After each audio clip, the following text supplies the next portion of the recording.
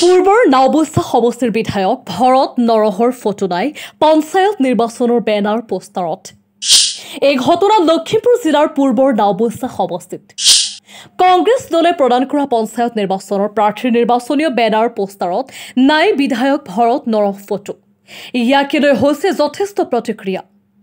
কংগ্ৰেছৰ টিকট লৈ 2021 চনত বিধানসভা নিৰ্বাচনত নাওবৈচা সমষ্টিত প্ৰতিদ্বন্দ্বিতা কৰিছিল আৰু ৰাইজে বিধায়ক হিচাপে নিৰ্বাচিত কৰিছিল ভৰত নৰহক।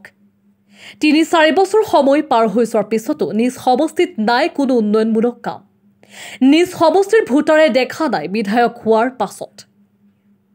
ৰাইজৰ সন্মুখীন হোৱাৰ ভয়ত কংগ্ৰেছ দলে বিধায়ক ভৰত নৰহৰ ফটো দিয়া নাই নিৰ্বাচনীয় পোষ্টাৰত। অকৰ্মণ্য বিধায়ক ভৰত নৰহৰ কাৰ্য বিপদত পেলাইছে এইবাৰ পঞ্চায়ত নিৰ্বাচনত প্ৰতিদ্বন্দ্বিতা কৰা কংগ্ৰেছৰ দলৰ প্ৰাৰ্থীৰ মাজত।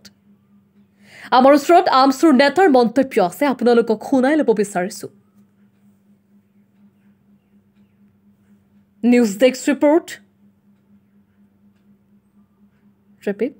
নিউজ ডেস্ক ৰিপৰ্ট, লখিমপুৰ গ্ৰাম টিভি।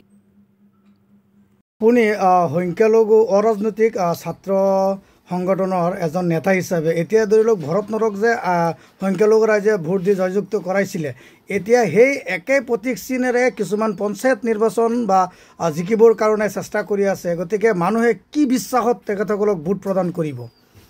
বিশ্বাস আৰু আস্থা, এইটো ৰাইজৰ ভোটটো হৈছে ৰাইজৰ সাংবিধানিক অধিকাৰ, মৌলিক অধিকাৰ। গতিকে ৰাইজে বিবেচনা কৰিব। আমি ৰাইজক এটাই কথা আহ্বান জনাম, আৱেগিক হ'ব নালাগে, উত্তেজিত হ'ব নালাগে। নিৰ্বাচন আজি আছে, কালি নাথাকিব। আমিবিলাক এই সমাজত একেলগে বসবাস কৰিব লাগিব। আমি উজনি অসমৰ মানুহ, বিভিন্ন জাতি জনগোষ্ঠী, ভাষা ভাষী, ধৰ্মাৱলম্বী লোকৰ মাজত সমন্বয়ৰ সম্প্ৰীতিৰ এনাজৰী অধিক মজবুত কৰি যাতে আমি আগলৈ আগবাঢ়ি যাব পাৰোঁ, তাৰ প্ৰতি লক্ষ্য ৰাখি সকলো ৰাইজে নিজৰ নিজৰ আৱেগিক ভোট নিজৰ সিদ্ধান্ত মতে দিব।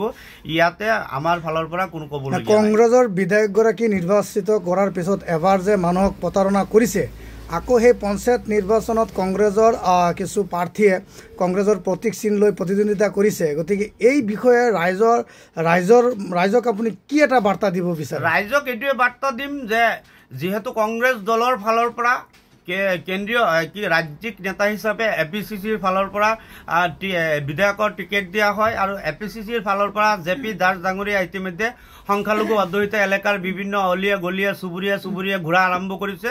গতিকে JP দাস ডাঙৰীয়াক ৰাইজৰ আদালতত খাৰা কৰি এই ভৰত চন্দ্ৰ নৰহ কৰা প্ৰতাৰণা কংগ্ৰেছ দলৰ প্ৰতাৰণা হিচাপে ৰাইজে ভৰত চন্দ্ৰ নৰহৰ যোৱা 4.5 বছৰত ৰাইজক যি জমৰ যাতনা ভোগালে তাৰ প্ৰতিটো কথাৰ হিচাপ ৰাইজে যাতে ৰাইজৰ আদালতত লয়, তাৰ কাৰণে মই ৰাইজক আহ্বান জনাইছোঁ।